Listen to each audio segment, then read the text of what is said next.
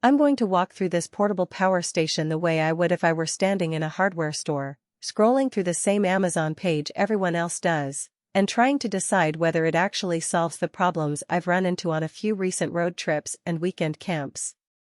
If you're on the fence about spending a couple of $1,000s on a high-capacity solar generator, you'll want to hear how it behaves when you actually plug your gear into it, how long it really lasts between charges, and whether those headline numbers translate into practical peace of mind. Link is in the description if you want to check the product details on Amazon.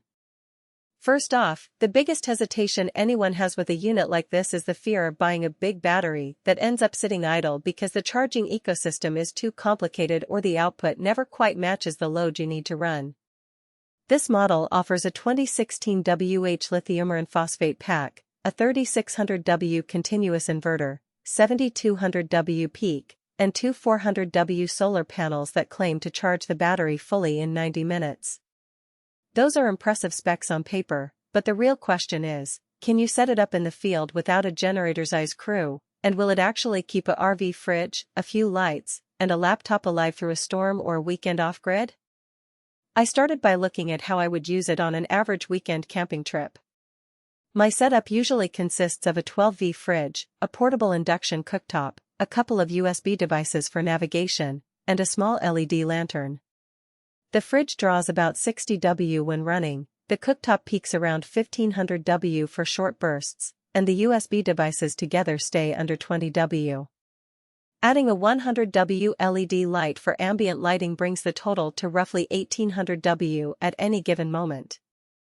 The unit's 3600W continuous rating comfortably covers that, leaving a healthy margin for spikes when the cooktop hits its high-power phase.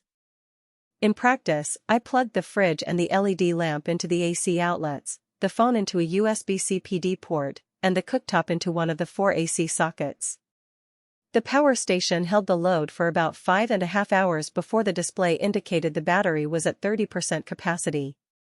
That aligns fairly well with the advertised 2016WH, a simple calculation, 1800W 5.5H 9900WH, shows the inverter efficiency and the battery's usable depth of discharge line up with what you'd expect from a Leaf APO pack. Charging is where the promise of 90-minute full charge gets a reality check.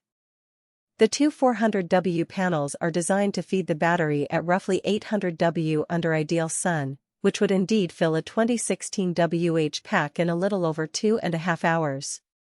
The product spec sheet says 90 minutes, but that number assumes a perfect 1000W solar input plus a 1500W wall charger boost, something you rarely have on a campsite.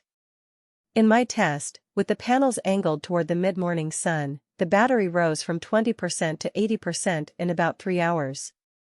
That's still fast compared to the many 12V lead-acid systems that need a full day, but it isn't the lightning-quick charge you see in the marketing copy. If you rely on the wall charger, 1500W AC input, the same jump takes roughly an hour and 15 minutes, which is respectable for a unit of this size. The speed does mean you need a decent power source or good sunlight, so it's a trade-off. You get rapid recharge, but you have to plan for either a clear sky or access to a 120V outlet with enough capacity. Where the unit really shines is in its built-in EPS, emergency power supply, feature.